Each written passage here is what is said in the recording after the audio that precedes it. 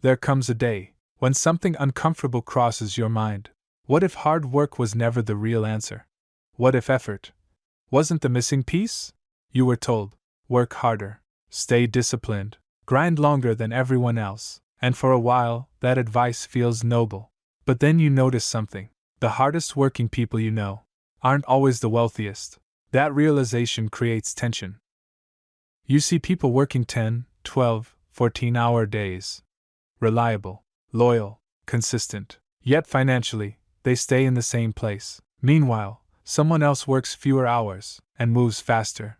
This isn't about fairness. It's about structure. Hard work produces output. But output is not ownership, and ownership is what changes financial position.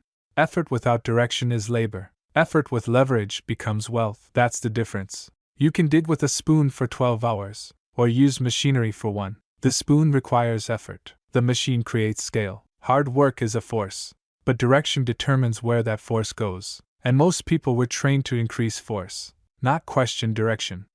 Labor trades time for money. Leverage multiplies time. Labor stops when you stop. Leverage continues. This is the part no one explains clearly. You can work incredibly hard inside someone else's system, but unless you are building ownership, your ceiling is fixed. This is not an attack on working hard. Hard work is honorable, but without leverage, it builds someone else's structure faster than your own. That's the uncomfortable realization. The day you realize hard work wasn't the answer is not the day you stop working hard. It's the day you change what your hard work is building. You begin asking different questions. Does this create ownership? Does this build an asset? Does this give me time back later? That shift changes everything.